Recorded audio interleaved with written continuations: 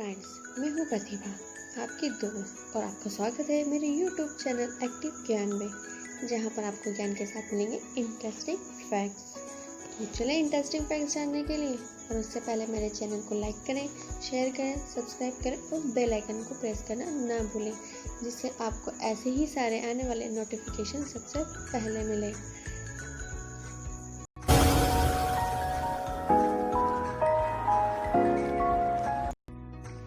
आज का हमारा टॉपिक है न्यू एजुकेशन पॉलिसी 2020, यानी ये साल हमारे लिए एक और बार खुशियों का तोहफा लेकर आया है।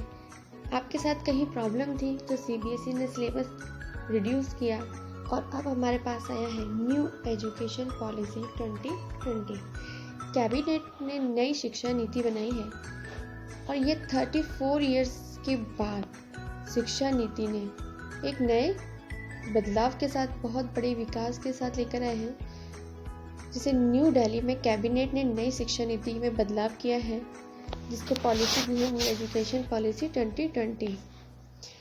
HRD मिनिस्टर रमेश पोखरियाल ने कहा है कि ये भारत के निर्माण में एक मील का पत्थर साबित होगा।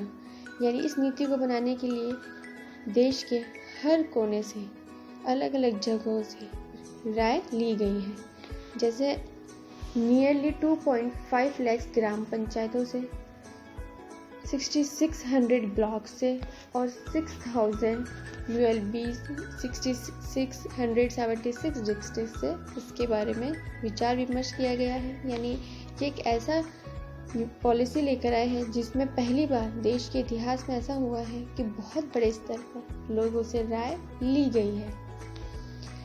अब इसमें देखो, हमारे यहाँ की जितनी भी एजुकेशन सिस्टम को है उसको अच्छा और डेवलप किया जाएगा, जिसमें हमारे यहाँ पर इंटरनेशनल यूनिवर्सिटीज़ को डेवलप किया जाएगा।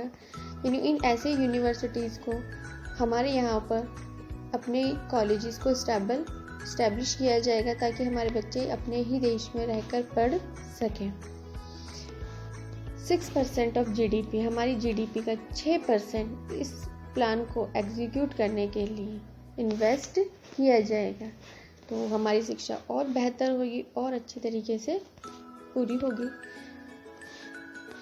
साथ में जो सबसे बड़े चेंजेस किए गए हैं वो है कि जो एजुकेशन है वो चाइल्ड केयर एजुकेशन बनाई गई है। यानी हमारे यहाँ पर बच्चों की किताबों का बोझ कम किया जाएगा और एजुकेशन को फ्रेंडली बनाया जाएगा।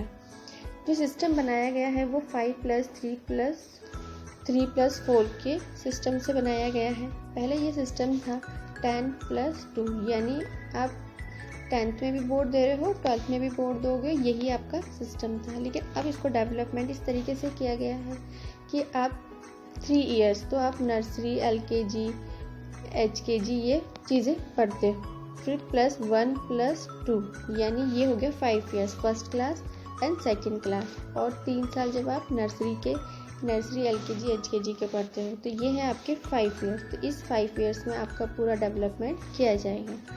3+ में है आपके पास 3, 4+5, यानी ये 3 ईयर का प्लान। इसमें डेवलपमेंट के अलग स्टेजेस होंगे, यहाँ पर आपको बुक्स से आपको एजुकेशन दी जाएगी। उसी के तरीके से बाद के 3 इयर्स में आपके पास है 6+7+8, यानी इन 3 सेक्शंस में 6, 7 और 8 की आपके चैलेंजेस अलग रखे जाएंगे, जिससे बच्चा अपनी थिंकिंग स्किल्स को डेवलप कर सके। और जो लास्ट के हम 4 देख रहे हैं वो 9+10, जिसमें आपको करिकुलर एक्टिविटीज़ के साथ आपको एग्ज़ाम्स देने होंगे।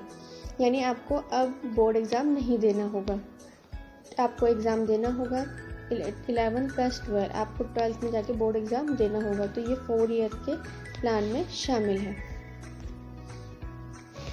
ये जो सिस्टम आया है, हमारी पॉलिसी आई है, ये बच्चों के लिए गिफ्टेड है। गिफ्ट मिला भी, उनको एक वरदान मिला है इस जनरेशन को, आने वाली सारी जनरेशन्स के लिए बहुत अच्छा एक आया है, जो 21st सेंचुरी में बच्चों के लिए स्किल्स डेवलप करेगा। यानी 6th क्लास से उनको कंप्यूटर सिखाया जाएगा, उनको सॉफ्टवेयर सिखाया जाएगा, उनको कोडिंग डिकोडिंग सिखाया जाएगा, जिससे हमारे स्टूडेंट्स अपने इंटरेस्ट के डेवलप के अकॉर्डिंग इस चीज़ में अच्छे से डेवलप हो सके। साथ में जो हमारा जो रिजिड सेपरेशन था, जैसे आर्ट्स, साइंस और कॉमर्स स्ट्रीम में था, अब वो बिल्कुल बदल गया है। यानी बच्चा चाहे आपकी कोई भी परसेंटेज हो, आप कोई सा भी सब्जेक्ट ले सकते हो, जबकि पहले सब्जेक्ट परसेंटेज के आधार पर ही आपको सब्जेक्ट दिए जाते थे। इसके अंदर और भी बहुत डीप में गाइडलाइन आएगी, तो जब भी वो पूरी गाइडलाइन आती है मैं उस पर भी आपको गाइड करूँगी, क्योंकि ऐसा कहा जा रहा है कि जैसे आर्ट्स का बच्चा साइंस के सब्जेक्ट भी पढ़ सकता है, और साइंस के सब्जेक्ट का अगर इंटरेस्ट आर्ट्स में है, अगर उसको हिस्ट्री भी पढ़ना है तो हिस्ट्री भी पढ़ सकता है। आपको जो भी एजुकेशन मिलेगी वो आपको बोर्ड एग्ज़ाम में आपको आपकी नॉलेज की बेस पे मिलेगी। यानी अभी तक आप क्या कर रहे थे, रट रहे थे, आपके वो रटने के मेथड को ख़त्म किया जाएगा और आपके एप्लीकेशन मेथड पर आपको पूरा चैप्टर पढ़ना है, समझना है, MCQs भी होंगे और सब्जेक्टिव क्वेश्चंस भी होंगे, आपको सबको ध्यान से करने को होगा। यानी इससे आपकी पूरी ओवरऑल डेवलपमेंट होगा, यानी रटने वाला सिस्टम ख़त्म हो जाएगा। कई बार ऐसा होता था कि बच्चे लास्ट के एग्ज़ाम को पढ़कर एनुअल के समय ही पढ़ते थे, पूरे साल नहीं पढ़ते थे।